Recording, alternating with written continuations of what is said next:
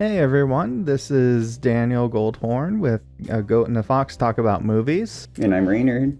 And today we're going to be talking about a lot of movies. We're going to be talking about the Best Picture nominees with the Oscars coming up just around the corner. We have 10 movies in the category this year. And what we've done is we've kind of gone through and we've roughly ranked them in order from, like in ascending order from the ones we dislike the most to the ones that we each would want to win. And we kind of averaged it out between our own preferences. So in some areas we have a lot of agreement on the rankings, and others we have a lot of disparity. So I think this will be interesting to talk about. So we'll just kind of jump right into it. So the first Best Picture nomination is Damien Chazelle's Babylon, which is funny considering the 2017 debacle featuring his previous movie La La Land. Well, you know, as great as that movie is, I kind of hate to rain on your parade, but the far superior Avatar is actually the 10th nominee. Oh, really? We can dream. We can watch, elephants shitting on screen and decide wistfully to ourselves and go, if only. That was just the most Oscar bait movie this past year, besides Sam Mendes's Empire of Light, which is similarly, oh, look at the movies. But anyways, getting into it for real, Way of Water, Avatar: The Way of Water. And I think we both have this at the bottom of our lists. Yep. That's the movie, all right. It certainly is. And I already talked about my own thoughts of this on my own channel. I have, and to kind of be clear, because a lot of people were very upset that I didn't like the movie. And I don't think it's necessarily a bad movie. I think it's decent. It's just not what I was hoping for from an Avatar sequel. Like, I wasn't expecting this big, super groundbreaking kind of a thing, but I was hoping for at least the story to continue in a way that didn't feel like, oh, we have to bring back everything. And even the very much highly touted effects didn't really convince me. Story is repeated. Yeah, I wasn't a big fan of it, which is disappointing. Yeah, I mean, I have to come clean and confess that I didn't watch Avatar because I don't know, I just was not interested in watching Jim Cameron blow himself again, so the rest of them I did see, but yeah. I'm a horrible, I had to, I don't know, turn in my movie buff membership card now. You should know that because of that, it will only be the third highest grossing film of all time now. I can't believe I was the pivotal ticket purchase. Yep. Pretty much, if you want a really good action movie sequel that's out in theaters right now, Puss in Boots: The Last Wish. Very good. I'm working on a script for that right now. But yeah. So, moving right along. To another one we're in agreement on, Elvis. So this one I think is near the bottom of a lot of people's lists, and this one was very strange because I feel like it wasn't a totally worthless movie. I had Austin Butler doing a pretty good job with Elvis. I think he's this one standout of the movie. And then on the other end you got Tom Hanks doing whatever it was that was. Something. Does he know that he can retire at any point and it's we won't hate him? He's kind of been on a weird streak of this and that. The Man Called Otto looks kind of like a hot mess. I feel like he was in something else that was kind of a bit of a whiff recently. It's just what are you doing, That's man? Pinocchio. Disney's Oh, that's Pinocchio. right. Oh, God. Oh, no. That's right. My brain just did not. That was. But yeah, it's America's Dad is starting to get to that stage where he's saying weird things at Thanksgiving dinner, and you're just no, Dad, we can. Shh. It's fine now. Yeah, it's because I feel like this one was I put on the makeup and everything. I think he was really he was really gunning for a best actor, I think, with this, and it just did not work. And I really like this framing it has, where he goes, I'm going to tell you my side of the story, and then proceeds to make himself look like a huge asshole. He's just like a total heel the entire time. Like, okay.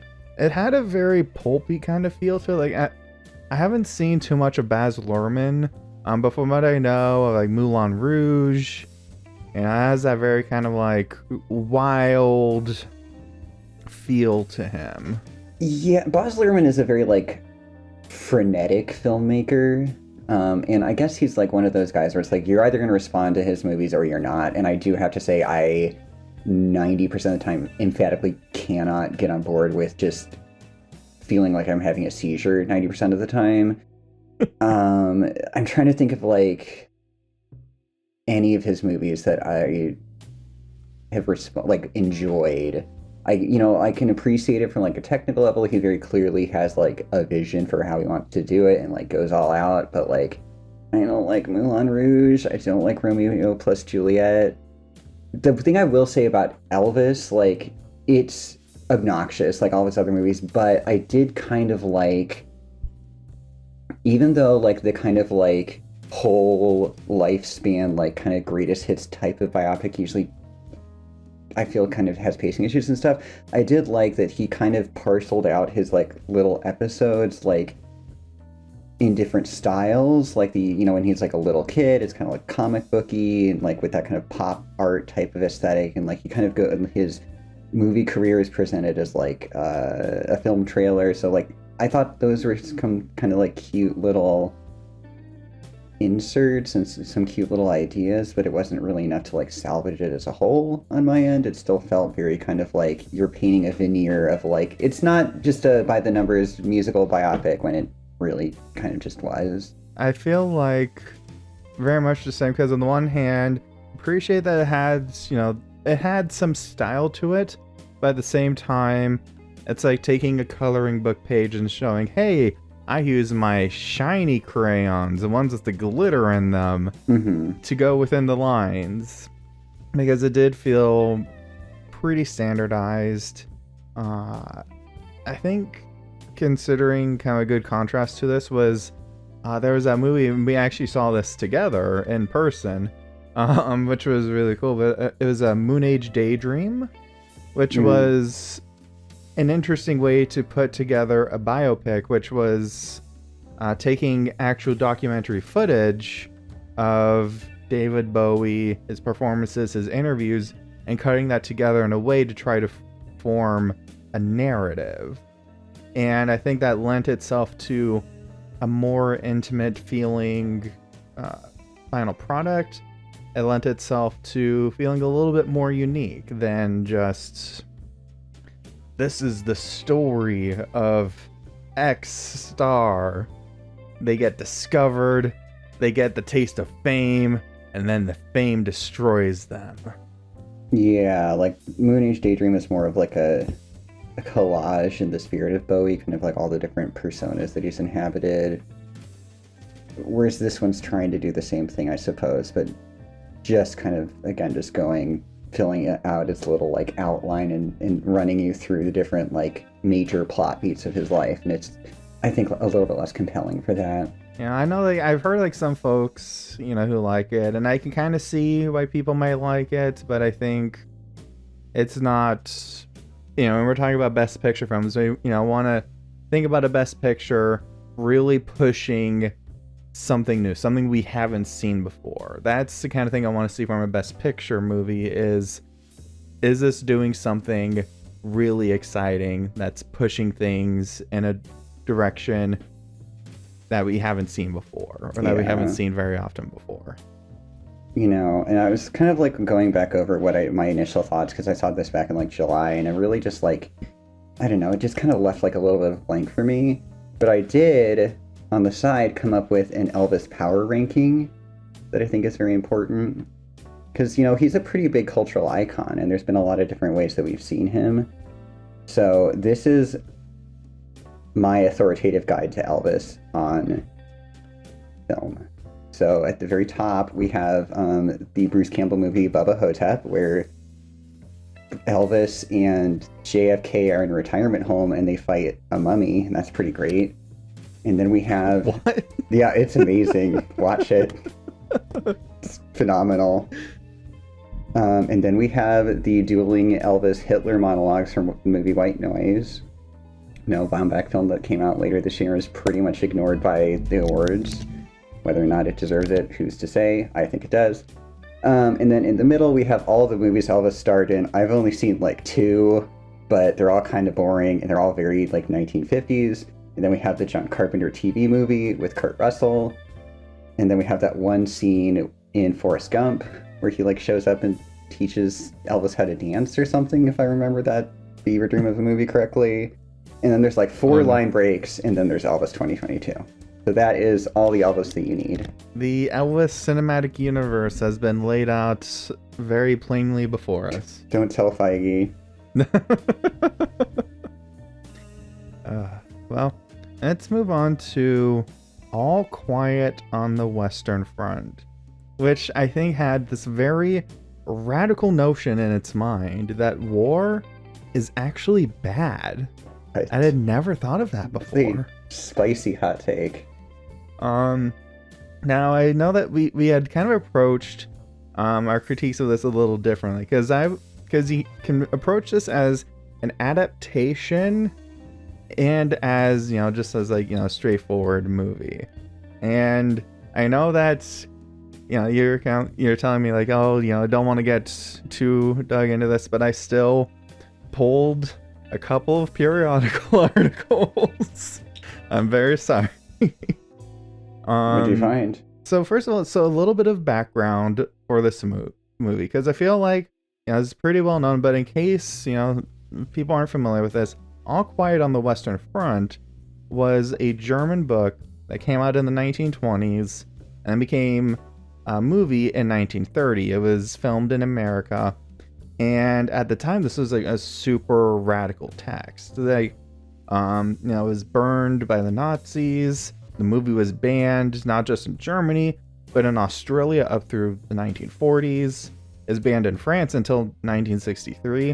And it was banned in Italy and Austria up until the 1980s. And I say it's because, you know, this is like a really big kind of story. You know, this isn't just saying, oh, you know, this adaptation like Lord of the Rings or Star Wars isn't true to the made up source text. You know, it's like, this is like a really big deal. It's, you know, it's required reading in all German schools. And to kind of get to the point, this article that I pulled, and what I thought was interesting is that a lot of German critics don't seem to like the film. And I think it's worth pointing out that, like I said, the previous adaptations were made in the United States. This was the first German film adaptation of this book. And article I found was on a place called New Statesman by Jeremy Cliff. And he describes German critics calling it shallow and, in a quote, horny for Oscars. They cut out different sections of it. Like there's a part in the book where, you know, to kind of briefly summarize what the book and therefore the movie's about. It's about this young man who living in World War I in Germany, and everyone tells him, you have to go to the front and you have to save Germany and the fatherland. And he's like, oh, I'm gonna go with my friends to war. And then he gets there and war is awful and he go through terrible things and then they die. But they do. And so and through the book there's things like, you know, now there's different things, because it's not just, you know, war is bad. There's this kind of deep-seated anger about how a lot of leaders are very callous and how the society was kind of very disordered about how the war was going on. Like, this is a scene where they go home and, you know, people are like, oh, how's it going out there? You know, are you enjoying yourselves? And he says, no, it's awful. And it's like, oh, you don't get it. You aren't patriotic. But that scene's not in the movie. And then they also add some other stuff. It kind of shifts the theme of it.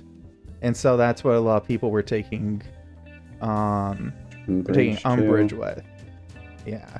But that's kind of the end of that very extended monologue. I'm very sorry. Yeah, like sorry, no. No, you go ahead.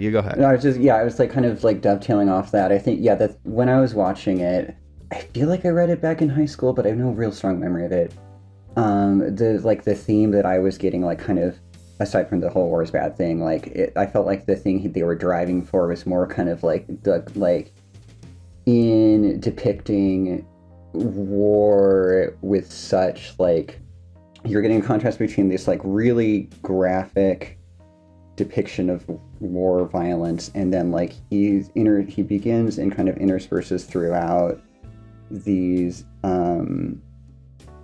images of this kind of, like, very, like, starkly beautiful kind of wintry landscape. And, like, in this contrast, I was getting more of, like, the idea of, like, humanity, like, ruins the pristineness of, like, the world, essentially, and, like, all these landscapes have been just destroyed, and for what? For them to, like, very slowly maybe make progress with anything. So yeah, like, I felt like the movie kind of pulls back a little bit more and is, like, looking at it from a more global, or, like, kind of, like, I don't know, broader perspective, which, if you're coming to it expecting the social commentary to be a little bit stronger, that, yeah, I could definitely see that being kind of like surprising, because we do, like, you get elements of that, but it's more kind of authority driven. Like, you see, all these kind of match cut sequences where we're contrasting the diplomats and their kind of comfortable train car ride against, like, similar, like, situations on the front, and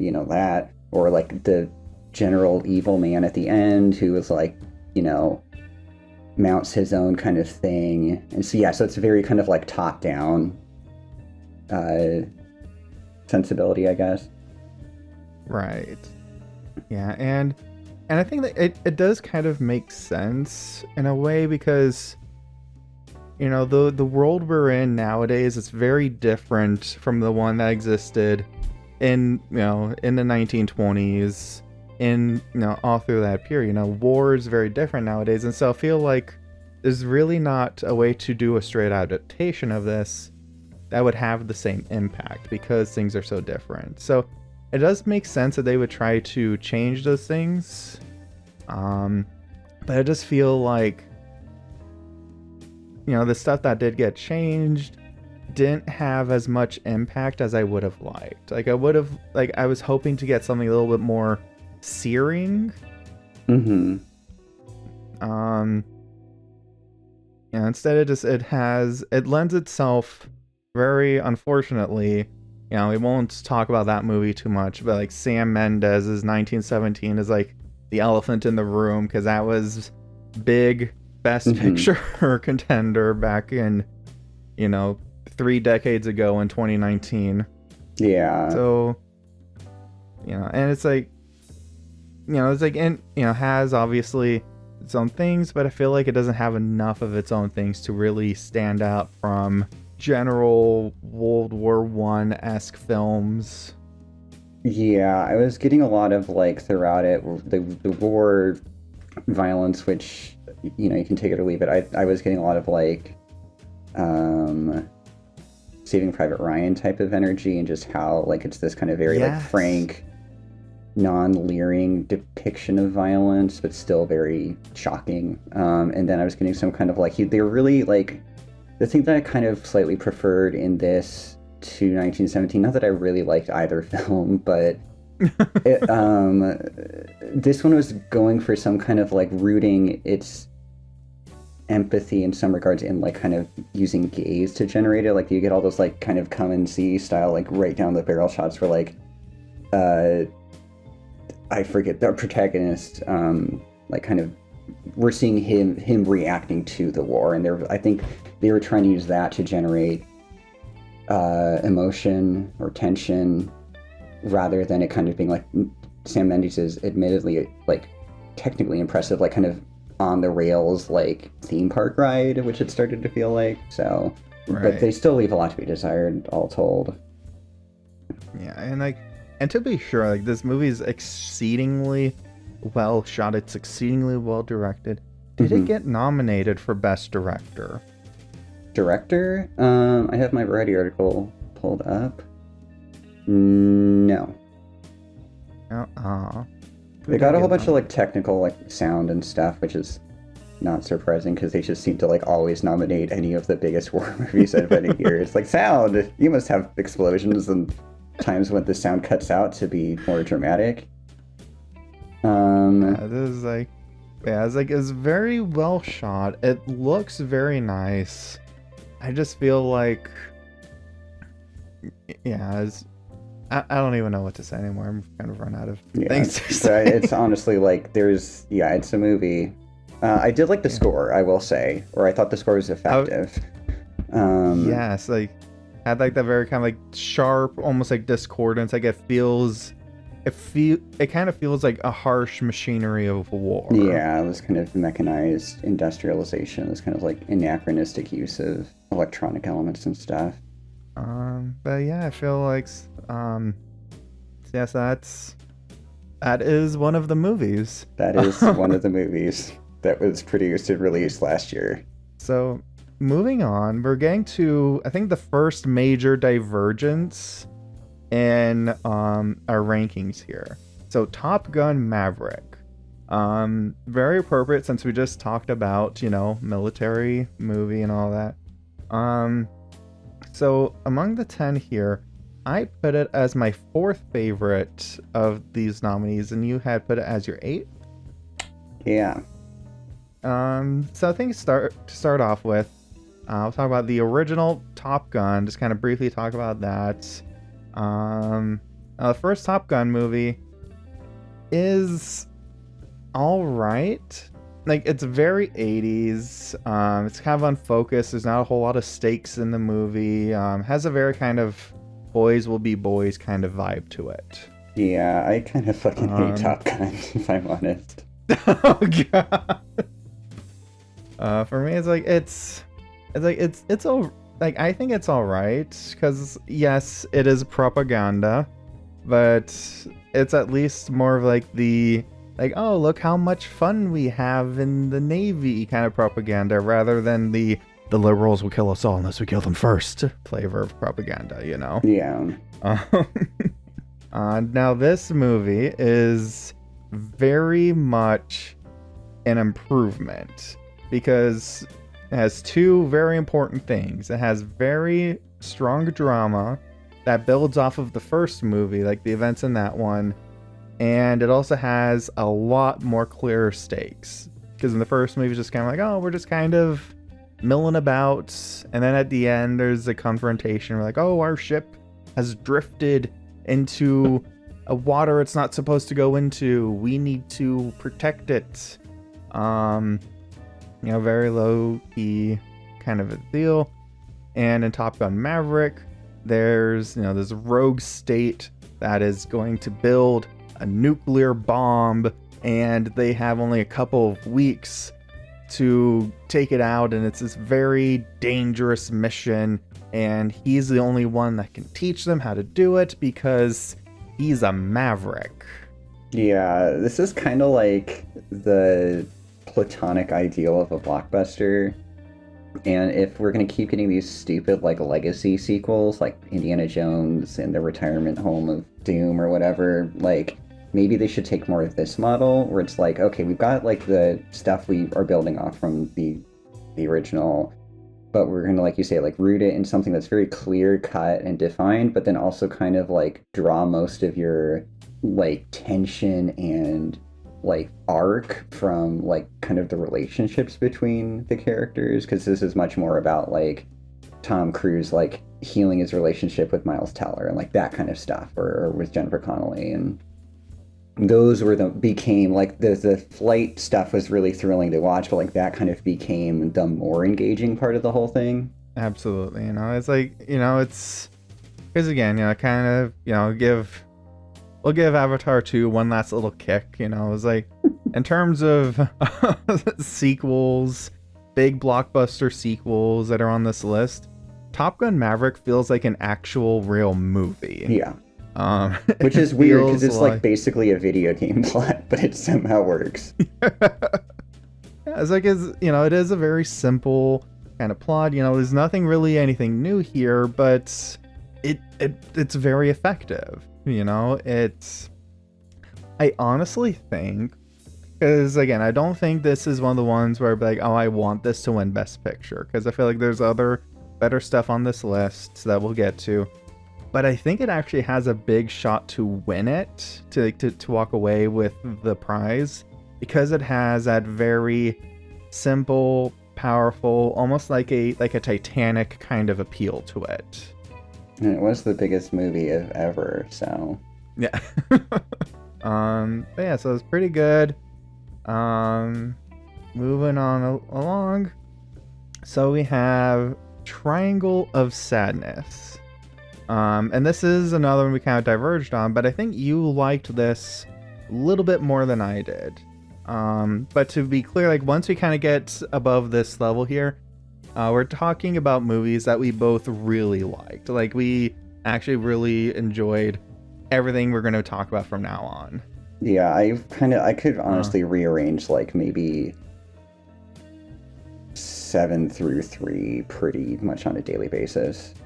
So with this one, this was an interesting movie. So it's about it's a little hard to kind of summarize the plot actually now that I think about it, because it has a lot of different stages to it. Mm-hmm. But the main character is like this young man who's a model, and he's in this relationship where he's kind of a bit more of a boy toy than an actual person in his relationship. And they go on this big dinner cruise that goes awry when a storm hits, and then they're attacked by pirates and they get stranded on an island. And the movie has a lot of themes about like wealth, money, power, and how those things are used. Yeah, I think Ruben Östlund's a really interesting director. This is not my favorite of his. I think that I like Force Majeure a lot more, and it has similar parallels to that insofar as like it's social satire that uses like a mundane or like a singular kind of event to kind of kick off like the whole rest of the plot. And that one, it's like basically like it's a family at a ski resort. There's like a controlled avalanche that goes off when they're having lunch one day, and it like at the time seems like it's actually like out of control. And then the entire rest of the time, the husband and wife have very differing, like the husband's like, no, the wife tells him that you ran off and like weren't caring about your children or me, and he's pretty dismissive of that. But you only see it one time from like a wide shot, and so even the viewer doesn't really know who's right, or what is the truth or anything. This kind of like doesn't ever have anything that's quite that clever, but it also doesn't fall into the trap of just being like Lord of the Flies once they get onto the island. It kind of pivots from being this very like angry satire on the ship to being a little bit more ambivalent, I felt. Because there is that almost feels like an entirely new story begins when they're on the island. Like the because their group becomes dominated by this woman who originally was part of the Help. Mm-hmm. And she's now like, she's in charge because she knows how to find food. She's like the person who's going to ensure they survive, and she leverages that on all these people who are looking down on her. Yeah, that is one element that I wish they'd expanded upon a little bit. That kind of like stratified kind of structure to the ship, and how that either collapses or doesn't, or finds a new revolution. Yeah, it's like, and I feel like, I don't think we even saw her before that moment. I think she was around, not like as a focus character, but like when they're cutting to the kind of below decks area, I'm pretty sure she's like doing stuff. Yeah, and I guess that would kind of make sense because she always blended into the background. People never noticed her. And so it's kind of like on the viewers like, oh, you probably never noticed her either until now. Mm-hmm. But at the same time, I feel like, I don't know, but really that's just kind of like these are relatively small things because the satire is very funny. There's a lot of great humor in this movie, and we get this display of like how rich people kind of suck. Another spicy take.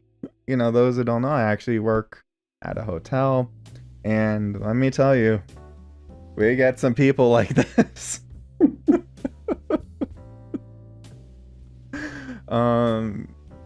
It did remind me a lot of Parasite, like with its themes and its presentation.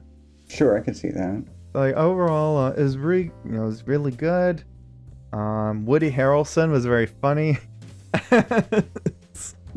Yeah, he's a highlight from that one for me. Because he's kind of an asshole, but one of my favorite things in the movie was sits down to the fancy dinner and everyone else has like foie gras and like super fancy dishes, and then his dish is revealed and it's just like 2 cheeseburgers and French fries. Like he was not going to put up with any of that chicanery. Yeah. Oh yeah, so Targo Sandness, very good. I'm moving up to Banshees of Inisherin. Now, the director on this did 3 billboards outside Ebbing, Missouri in 2017. Absolutely loved that movie.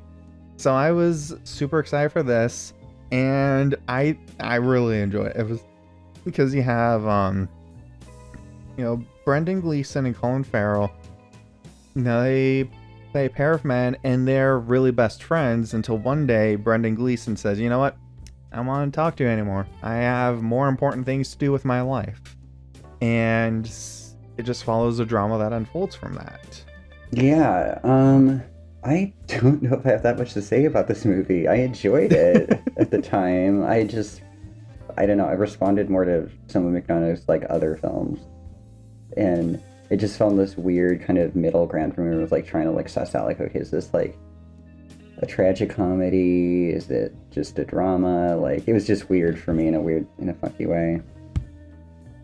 Yeah, it was like, because you both had, both of Farrell and Gleeson give great performances. It's like, duh, of course they did. One of the things, like a moment in the movie that really got me was because in the trailer, it's like this big thing where he's like, he says, if you don't stop bothering me, I'm going to start cutting off my fingers. And I kind of thought that is going to be this ongoing thing. It's like, oh, he's not really going to do it. It's like you see in the trailer, like the dog's like taking the shears away, and it's like, oh, he's not going to do it. And then the movie, like he actually like throws a finger at the door, and that was a moment where I went, holy shit, okay. And the finger kills the donkey. So it's not a good year for donkeys on film, let me tell you.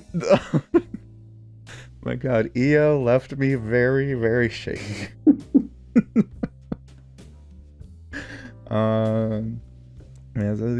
I do kind of wish, and this is like a personal thing, but I feel like that Brendan Gleeson, because the big climactic scene in this movie, actually, do we want to spoil this one, or are we going to just... It's been out for months. So I do wish that Brendan Gleeson would have actually died, because there's that moment where, where Colin Farrell comes back, he's like, you killed my donkey, so I'm gonna have my revenge, and he burns down Gleeson's house, and as he's like going around putting on the kindling and everything, you can see Gleeson just like sitting in there, and it's like, oh, this one where he's like, oh, he's like kind of realized the full ramifications of what he set in motion, and he's accepting it. It's like, oh, there's like this really powerful moment. And then a couple scenes later, he's on the beach, and they're like, oh, we're still have our thing going on. And like, Brendan Gleeson's, he's a little bit more contrite about it now. And Colin Farrell's like, oh, I'm not going to forgive you. And I feel like that wasn't as strong a point to leave the story, personally. I feel like if it had ended with Gleeson, like in the house there, I think that would have been a much more of a gut punch ending. I could see. Yeah, I think it's kind of a tough needle to thread concluding that, because I could also see, like, if you do commit to him burning up in the house, like, that also might feel like a little bit too much of an like, it's pretty operatic when you have a guy cutting off his fingers, I suppose, but, like, it's also been relatively even keeled up until then, so, like, I could see it really going either way. If you committed all the way to that, it's kind of tough to work out on paper. Yeah, it was like, and and obviously like, oh, you should have done that. And then if I actually try to sit down and write it, I'd probably be like, oh god, I don't know now. Yeah. I don't know now. But overall, it was very good. But I don't feel like it had didn't have the same kind of oomph factor as a lot of films going forward had. Yeah, it's kind of in the middle upper tier. Yeah, it's like middle upper tier. We both were roughly equal with that. Moving on to Women Talking. And we both have this actually at the same point. We're at 5 out of 10, the 5th place point. And because I feel like this movie has a really interesting script to it, because it's very much 12 Angry Men style. So this movie is about this religious community living in the middle of nowhere, and a lot of the men and the boys in the community have been perpetrating sexual assaults and rapes on the women. And when they're caught, they get arrested by the real police forces in the nearby town. So the men leave the colony to try to post bail to get these guys out of jail, and then they tell the women, when they get back, you will be expected to forgive them. So the women all convene and try to decide, do we stand up and try to fight, for our rights to fight, get physical even if we have to, or do we leave? Mm-hmm. And most of the movie is the women talking, as the title would imply, about what each route would entail, what it would signify, and what's the right decision. Mm-hmm. Yeah, I thought it was a really interesting series of conversations, essentially. It's really interesting to watch these people sort of try to unpack and define for themselves what their independence is. And something that I feel like I've not seen a lot in just I don't know, cinema in general, is not only people discussing ideas like that, but you see people changing their minds. There are several the Frances McDormand character is just hardline, nope, I'm out. But other people kind of start in one position and then kind of either soften or they shift, and that process was really interesting to watch as well.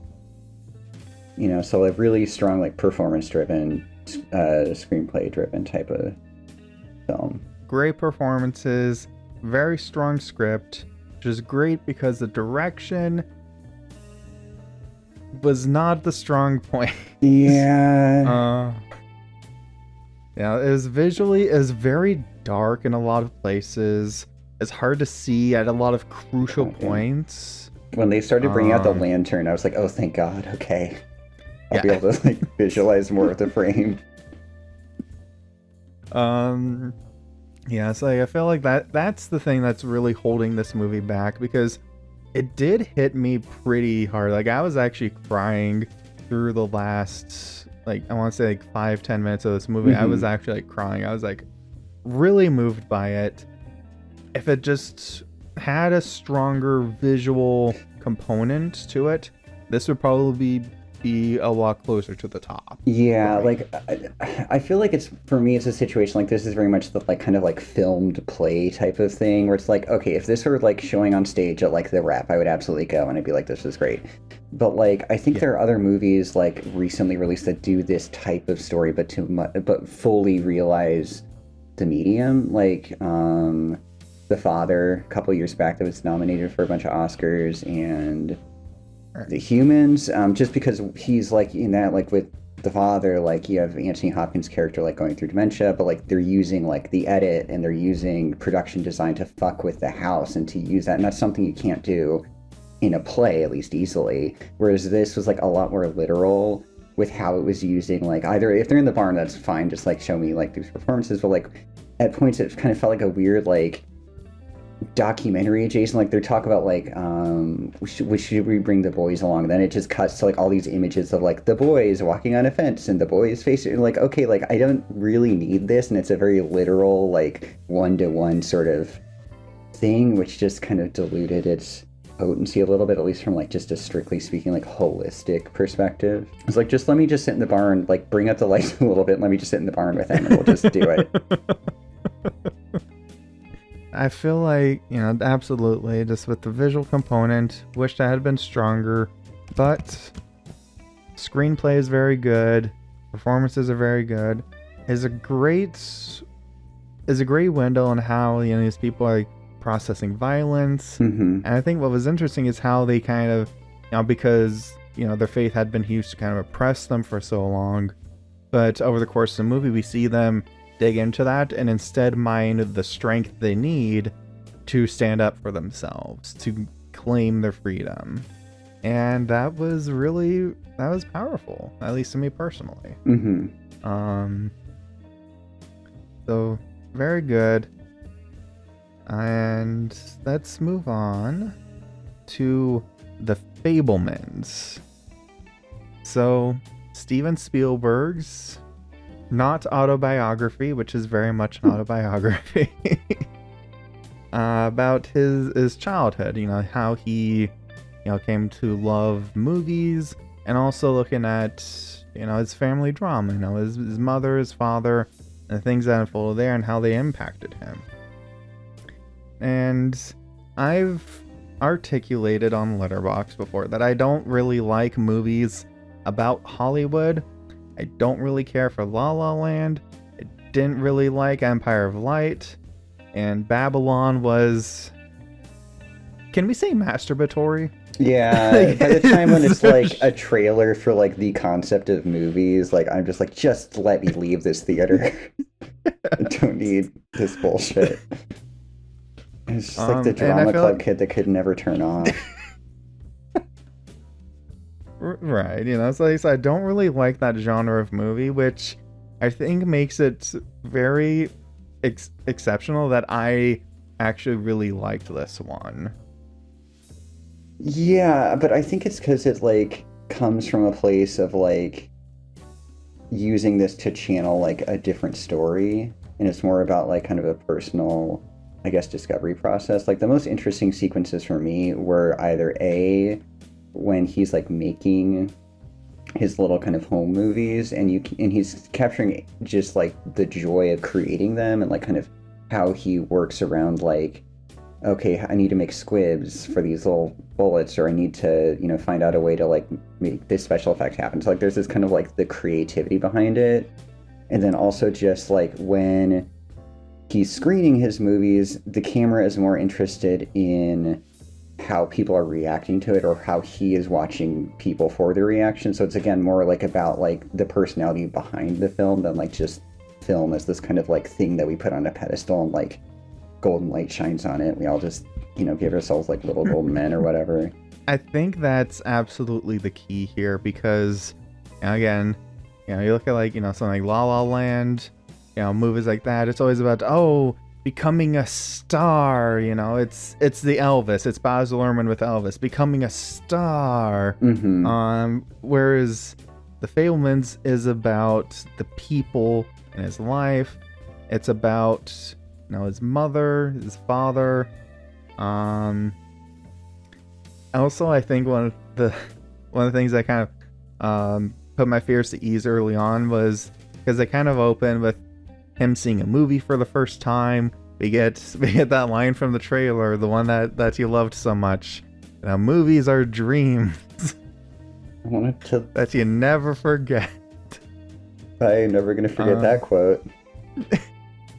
And so I was like, oh god, here we go. And then like he sees the movie and he's like, oh my god, that was horrifying. That was scary.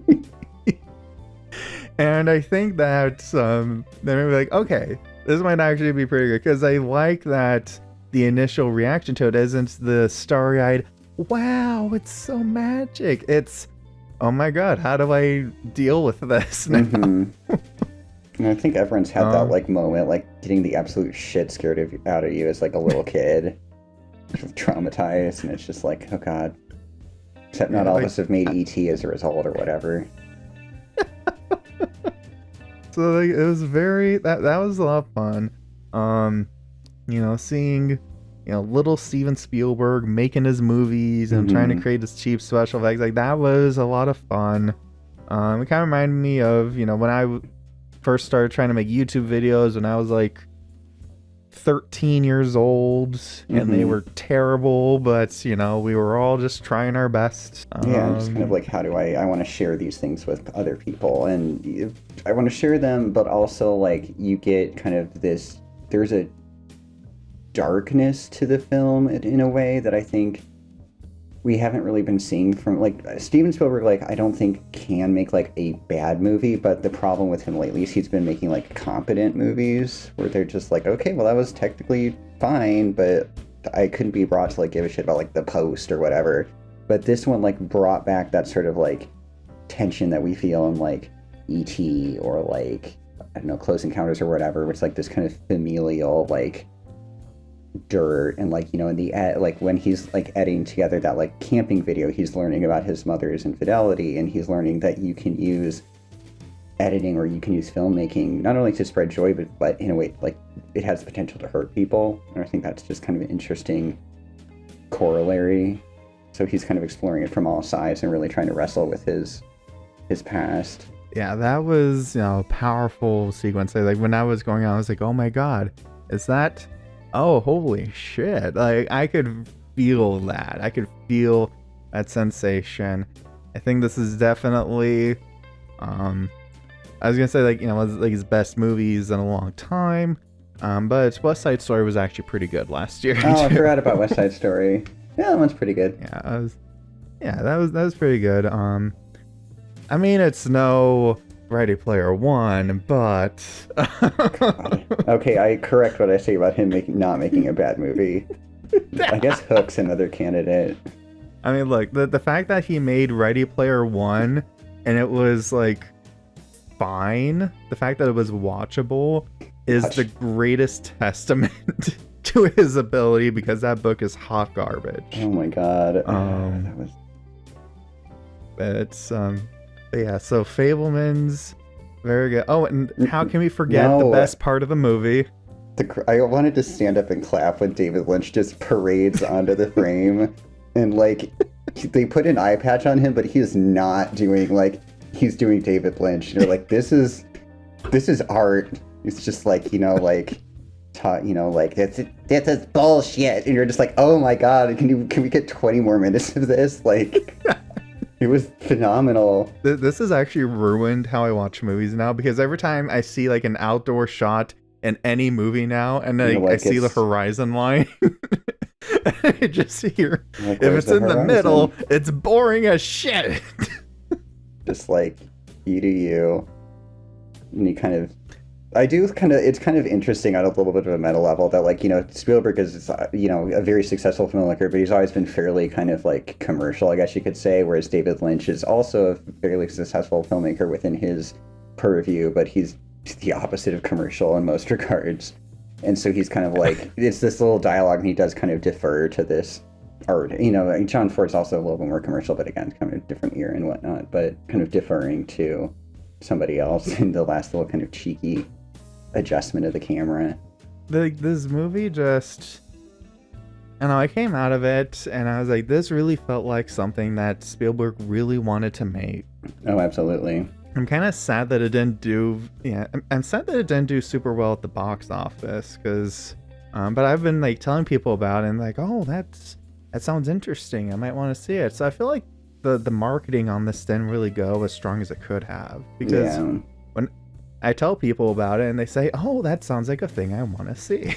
Yeah, I think it kind of went in a little bit more under the radar if you're not kind of keeping your finger to the pulse, as it were. Not like us, where we We see every trailer for God. every movie like a dozen times.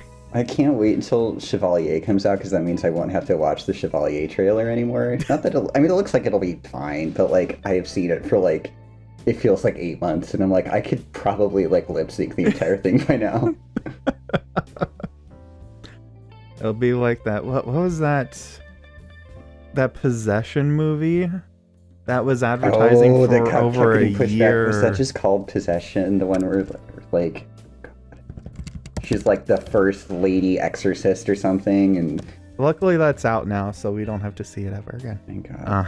So that's the Fabelmans. Now we're moving into the big ones. So we'll get to. We'll start with my personal choice. My favorite picture of the year, what I would want to win Best Picture, Everything Everywhere All at Once.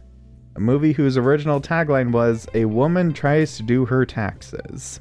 I wish TurboTax was this interesting with me. I just get, audits. That'll be the sequel to this movie. God. There'll be an audit. That is the kickoff point of this movie. Actually, they are getting an audit, and then all kinds of crazy things happen. Now I feel like this movie has been super popular. A lot has been said about this movie, and that kind of makes it hard because I would have done a video about this already, except I don't really know what I can say that hasn't already been said. All I can really do is just say everything you hear about this movie is true. It's super fun. It's very exciting. It has great action in it. If you're one of the people that has no idea what it is still, basically this immigrant woman, she is trying to get through a tax audit, and she's worried, her husband is annoying her. Her father is like really overbearing, is like, oh, you're not doing things right. Her daughter, he has a strained relationship with her daughter. And then she gets sucked into this big multiversal adventure where she's the key to saving the universe from this chaotic being called Jobu Tupaki? Yes, thank you. I hope that's right. Jobu Tupaki, yes. I've seen this movie 3 times now, and every time I rewatch it, I find myself still getting super excited and pumped up for all the crazy action sequences. And I really like the idea and the sequences of Evelyn, not just getting skills from different, like actual fighting skills from different lives, because that's a major thing in this movie, where if you connect to yourself in another universe, you get all the abilities of that alternate universe you. And so she'll connect to universes where she has actual martial arts fighting, but there'll also be skills like teppanyaki cooking, where she can use knives really quickly, or sign spinning, and she uses that to defend. Yeah, it's just like a really unfettered expression of creativity, and like some really, really good exposition. Like the entire there's basically a little fight tutorial that she gets, and it's like you're being brought along and kind of taught all these things in a way that it's very explainy, but you're not really thinking about that at the time because it's wrapping it up in a fun situation. So it's just very there's a lot of lore or whatever to get through, but it's very eloquent at getting you up to speed on what you need to know. Absolutely. I feel like that was kind of a minor miracle that the movie was able to pull that off, because there's a lot of rules, there's a lot of universe mechanics that I think would have bogged down any other movie, but the fact that it keeps going, it keeps on its toes, you never feel too lost, but you never feel like you're just sitting down and doing homework. Yeah, you're it's parceled out really well. You're in good hands the whole time. Yeah. Another thing I liked was how, because it's also a very funny movie, there's a lot of great gags in it, and I liked how a lot of these throwaway gags kind of became prominent features in the movie. For each ability you unlock, you have to do some unlikely thing that will slingshot you towards the universe you need to go. And the first thing that Evelyn has to do to unlock her first power is to confess her love for the tax agent who was trying to kill her. Mm-hmm. And then later in the movie, we find out that in an alternate universe, they are actually in love. And I thought that was a really interesting way to bring that back, where this one random thing gets drawn out into an actual theme. You know, this idea of, you know, anybody can, you know, everybody has something in them that's worthy of loving. Because this is very much a movie about how, in a world that seems so big, so expansive, where it feels like nothing we do matters, then that gives us the freedom then to do what we want, to make the world as positive and as caring as we would want to see it. Mm-hmm. To make the world that we would want to see.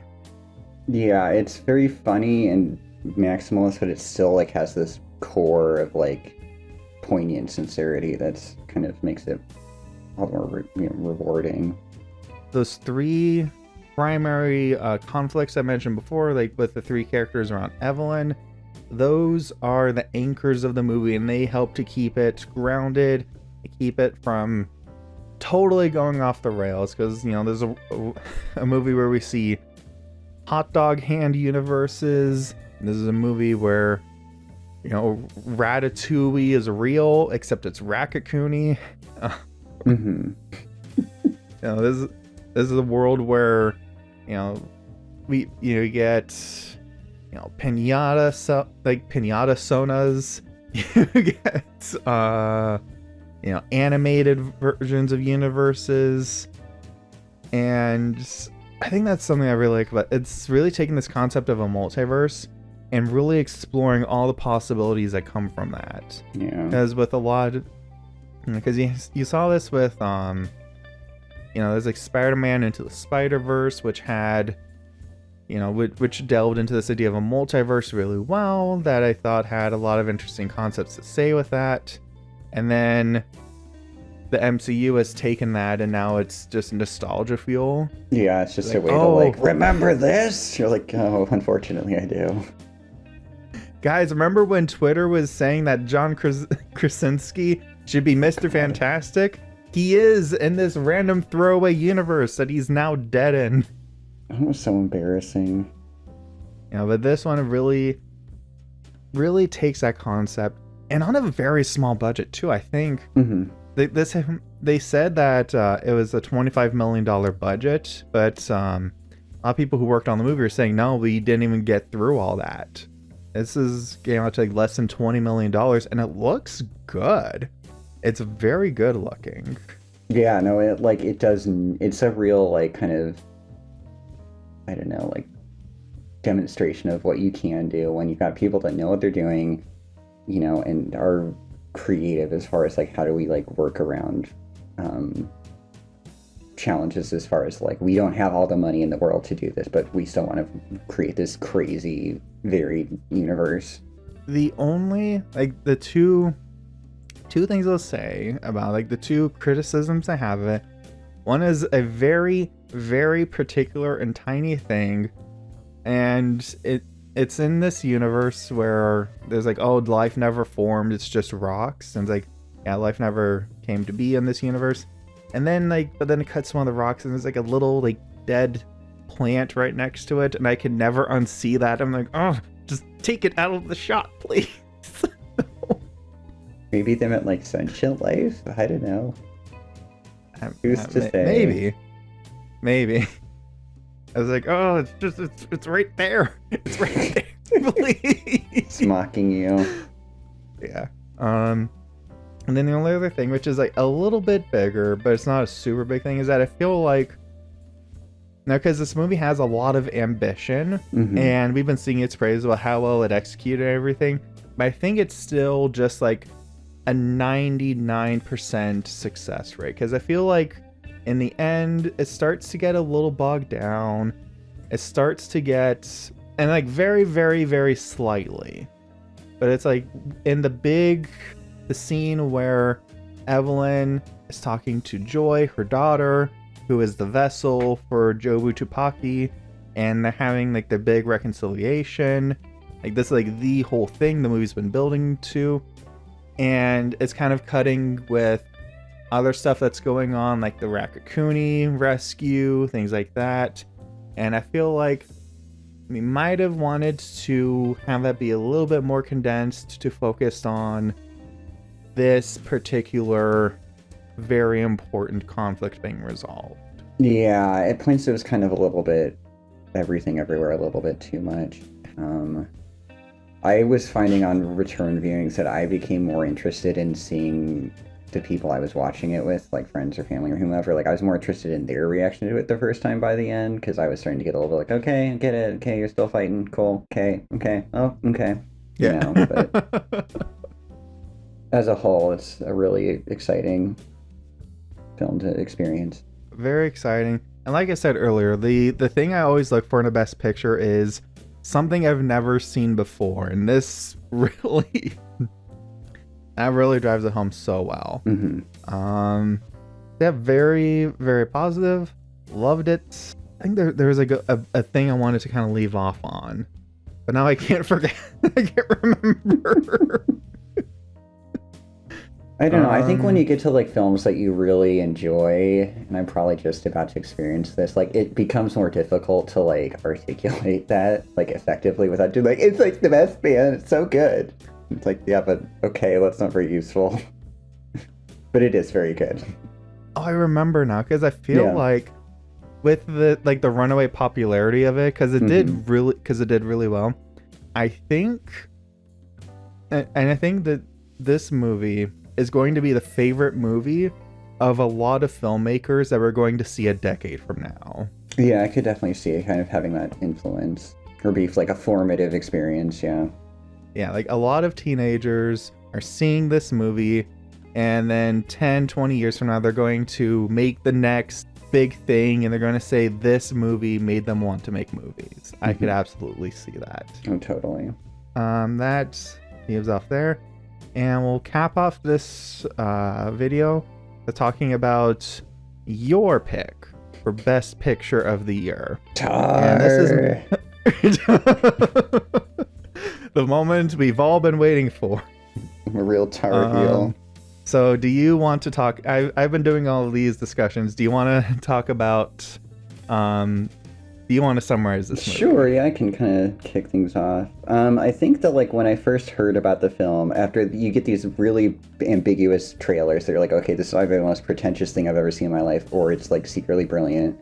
And then like kind of the general like kind of blurb I'm getting from it is basically like, Cate Blanchett gets like canceled essentially. You're like, okay, well, so it's Harvey Weinstein, but lady. But like the movie is so much more interesting than that. It's so much more of a detailed and intricate and empathetic character study of this horrible person, and like just it's really contrite and simple to say like power corrupts, but like this is kind of tapping into like how does never being told no, like how does that damage you and every relationship you can have. And it just, the way that it kind of, he builds this really interestingly structured narrative to kind of unpack that and to kind of think about it, because like on the one side, it's very clinical in its approach. Basically all you need to know about her professional life is in like, I think like 2 or 3 scenes up front. You get an interview with some like New York Times guy where you establish like the vernacular of the world. Like it's a very dense like conversation they're having, and very like jargony. And like I grew up playing like bass clarinet all the way through like symphony at the university and stuff, so I was already immersed in that. And so I was like, oh, I know those people, I get that, I get all the references. But I feel like I've seen it with a couple of friends, and like they all were still able to like glean from it what they needed to know. So it wasn't like, it's not like pointlessly dense, it's like establishing this very specific small world.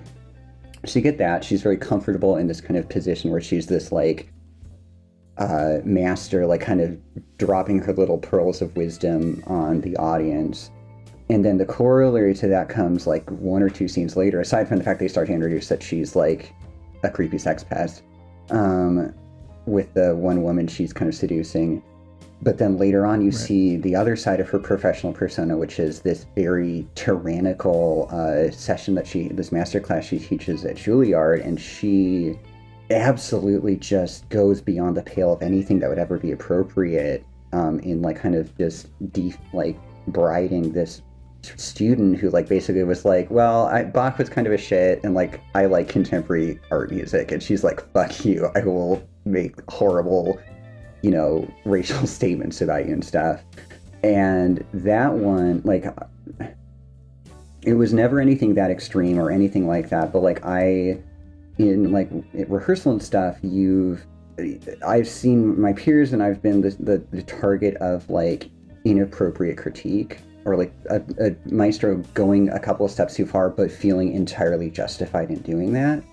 So I think you establish a very like grounded world for Tar, and then you start to build in this more psychological aspect. There's these like kind of dream sequence that she has, and these kind of very strange little like pieces of ephemera that the film starts to introduce. You're never really told like what's true to life. Like at one point she like is hot after this new cellist, and she like chases her into this like weird abandoned place where she's been dropping her off, and like all of a sudden there's like a creepy wolf and all this other stuff.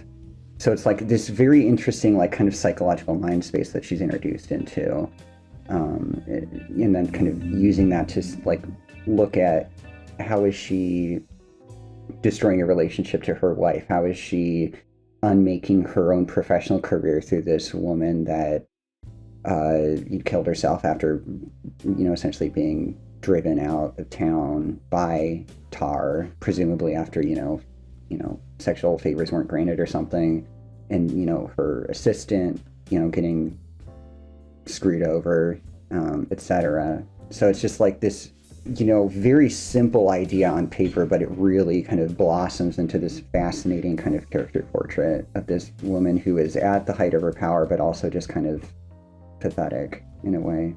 It was a very terrifyingly realistic portrayal of somebody abusing their power. Mm-hmm. Because when you think of somebody in the entertainment industry who is abusing their power, you think of like a cigar chomping Harvey Weinstein constantly leering at women.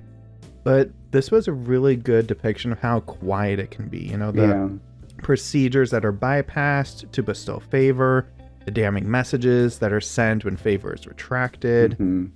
Even something as simple as that conversation he has early on where she has this like fellowship that had been designed for women conductors, and she's now being like, well, what if we just open it up, like fuck affirmative action? But because she is so, again, comfortable that she doesn't see a time in her career when she could have benefited or something like that. And so now she's kind of like rolling up the ladder behind her as she goes. So it's very like detailing and all these little like textural elements in the performances and in the narrative. Right, and you mentioned this before because, you know, you have a lot of musical experience, and for me, I don't have a lot of musical knowledge. Mm-hmm. Somewhere between, now this is a whole note, this is a half note, like I get that. And now we're going to talk about inverted triads and the circle of fifths, and I get lost. I just get lost. Like, oh, I don't memorize scales. But that said, I still understood the gravity of what was being said through direction, through performances. Like, for example, there's this moment where Lydia Tarr unilaterally moves for her new little darling to be, I think it was first chair. Is that the right term? No, I think she just got a solo, which normally would have gone to the principal cello. Right. So, you know, he's like, oh, you know, she's going to do the solo. And just like you could see from everyone else's reaction that like, oh, this was very unorthodox. This was very improper. And so I was able to get that. And it, even though I didn't know, like, you know, even though I don't know these kinds of things, I could see that being communicated to me. I think that's the greatest strength of this movie, is that it's very good at delivering powerful ideas, powerful moments in a way that's pretty subtle. Yeah, I think like we were talking about confidence and like visual storytelling with Everything Everywhere, and like I think this is very confident in how it gives you this information and the format in which it does that helps you along. to like still come away with the same ideas or like understanding. Yes, it's absolutely, I think, the most technically brilliant movie of the year. It's very elegant. That's the best word I would describe. It's a very elegant movie. Very powerful with everything it does. I like this. There's a lot of points where I want to say it's like the 2/3 way where we get these wide shots of Lydia Tarr talking with people, and they're like, "Oh, you're gonna have to do a deposition," things like that. And I like the way that they make her look kind of like small as her power is crumbling. You know, she's getting backed into a corner. And you get the sense of like, oh, like things are going south very fast for her. Like she is going to be, like her reckoning is caught up to her. Yeah, and then you kind of get the counter to it when she's absolutely at her nadir, and she's just back in Jersey or wherever, or an outer borough or something, and like it cuts. She's watching those like Leonard Bernstein, like young people's concerts, and like it's just a close up of her, and she has like a medal for like I think it was like hockey or something, and she's just like crying, and she's watching the thing that inspired her to start, and we've kind of been brought back into her personal space now that she's completely broken down, you know, and she can, you know, she's granted that kind of moment of complete patheticness again. Yeah, like, you know, because Michelle Yeoh, she was great in Everything Everywhere, but I think Cate Blanchett really does have the best actress in the bag this year. No, she was like phenomenal. Obviously, I'm talking about her role as Spazzatura the circus monkey in Del Toro's Pinocchio. Those vocalizations.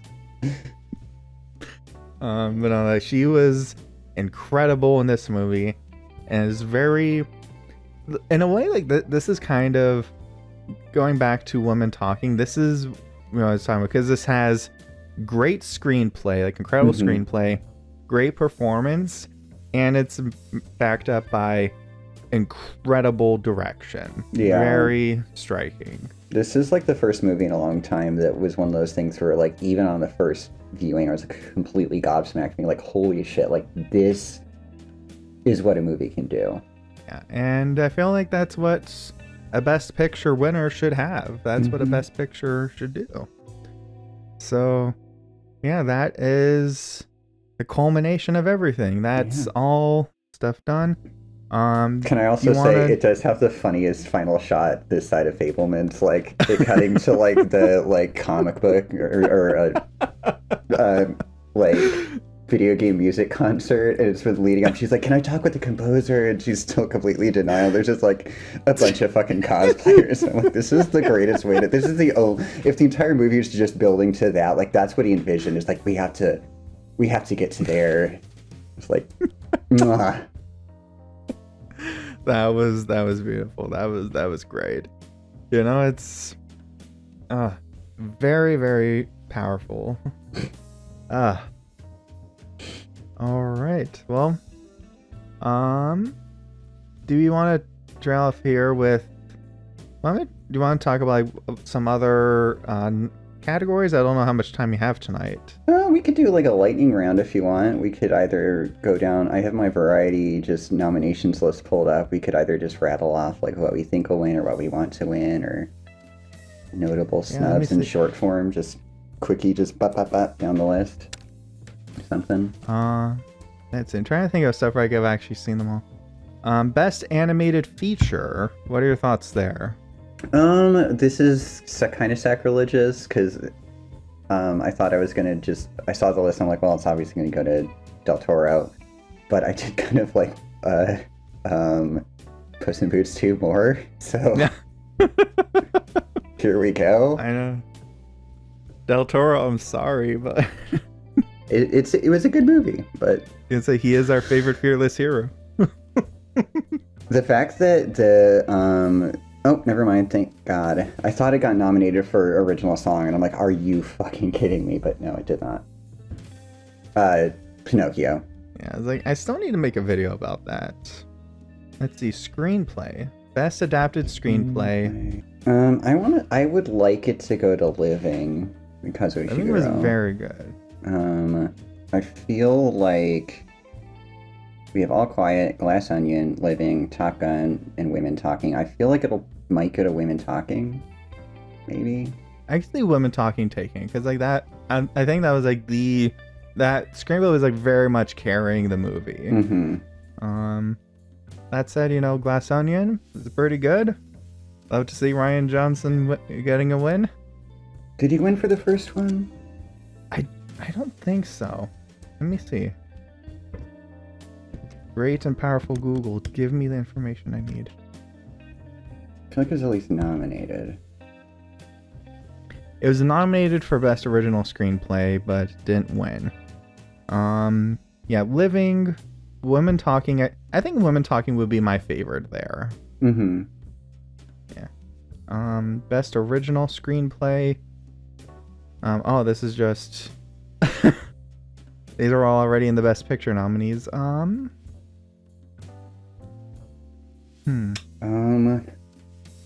would. This is a hard one. They love Martin McDonagh. I feel like Everything Everywhere has had a lot of traction over the course of the award season. Fabelmans, they love Tony Kirshner. God, I don't know.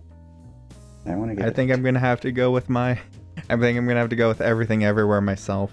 I gotta stay loyal. I guess I'd go with Tar. Best visual effects. I think I'm just gonna give it to Avatar because it took 21 years or whatever, and. But even then, the effects, like, as much as they were touted, I didn't always buy them. Like, I want to give it to Batman because I think Batman was a good movie. It's a fun one. Yeah. And then, Best Original Score. Oh, God. There it is. Babylon, Best Original Score. It's just a messed out version of, like, his La La Land score. Like, Justin Hurwitz can do, like, 3 things, and we've seen all of them, and it's like, okay. Can go home now. For, like, original score for me, it's always kind of a question of, like, do you pick, like, just the best music, period, or, like, do you pick the score that, like, whether you can listen to it by itself or not, like, that best elevates something about the film, which is the more interesting one for me. I guess, like, if I'm going to just music, like, Everything Ever had a good score, but, like, it's basically Sun Lux just, like, making another Sun Lux album, which is good, but it's more kind of a testament of, like, the Daniels, like, found the right person to kind of slot into their specific vision versus, like, Sun Lux doing something different, I guess. Honestly, EO had the best score for me of the year. EO had such a good score. Oh my god. Like, I can still hear the music as EO is going in the ramp. No, EO, no! I'm pulling in, like, a reference to, like, Verdi's Requiem, I'm pretty sure. Like, even just all the stuff beforehand. I think EO is up for Best International Film, which honestly is.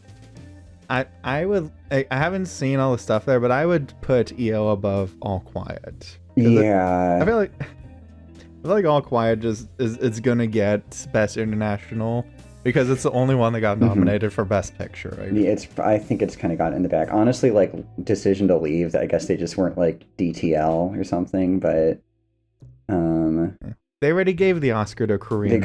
They filled their Oscar. They're like, oh, we don't care now. Yeah, honestly, the choices they made for international are kind of weird this year. Like, All Quiet, I'm not too surprised because it's pretty, like, high profile and stuff. Argentina 1985 was kind of like, I don't know, that, like, Trial of the Chicago 7, but, like, Argentina. Right. It was like, okay. I haven't seen Close or The Quiet Girl, but I've heard good things about both. I think Close is in the local theater now. I want to see that. It only has, like, weird like, matinee screenings for me most of the time, so it's just like, oh, okay, I guess I just won't see it. And The Quiet Girl, I keep seeing trailers for it, but, like, it is yet to go anywhere, like, wide. It's like an Irish, like, There's the Girl Who's Quiet. It's the spiritual antithesis of Women Talking. My God, do you think they're going to make like an awful like boomer joke about women talking at the Oh, there's going to be Oscars? so many jokes about women talking, and like, isn't Jimmy Kimmel hosting again? Oh no. All I know is that No. I'm gonna have to just have a lot of booze in order to make it all the way through this Sunday. Best cinematography. Hmm. I haven't Um, seen Bardo, but It's a terrible movie, but it's very interestingly shot. I think of these, I would probably go with Tar, mostly because I feel like it's one where the cinematography was very acutely used to tell the story instead of just trying to make it look pretty. Because making it pretty Mhm. is very good, but I think using it to further the story while also still making it look good is very important. Yeah, I think that's a good pull. I think it's probably gonna go to either Elvis or All Quiet, I guess. Like, it just seems a very Academy-ish. I think original song has to go to Lady Gaga because that is just the most corny, like, schlock song ever. It was like, it felt like it knew what it was doing. Like, it's like, we're gonna out Kenny Loggins. Yes. I'm also very disappointed that the LCD Sound System song from the end of White Noise didn't get nominated because that's a banger. But life is pain. Indeed. But hey, we think we're good to go for tonight. Thanks so much for joining me again. If you listening at home are interested in seeing more of us, Reynard has his Tumblr blog, Sloshed Cinema at Tumblr. And me, I am Daniel Goldhorn here on YouTube. And any parting thoughts for the audience? Hopefully they read all the right categories this time. I'm gonna be crying a lot. I'm gonna be really angry all of Sunday, essentially, is how this is gonna go. I was just thinking, like, what? Because I know we did the little gag at the opening, but what if they actually did just be like, they messed up with Damien Chazelle's movie again, and they just say like, yes, Babylon won, and then everyone's just like staring at each other like, wasn't even nominated. It had like an intense write-in campaign. And then the same exact guy comes up on the stage, is like, Tar, you guys won Best Picture. I only want pain for Damien Chazelle. For what he put me through with Babylon. I want retribution. All right. Well, hey, have a good evening, and thank you all for watching. Bye. Thanks. Bye.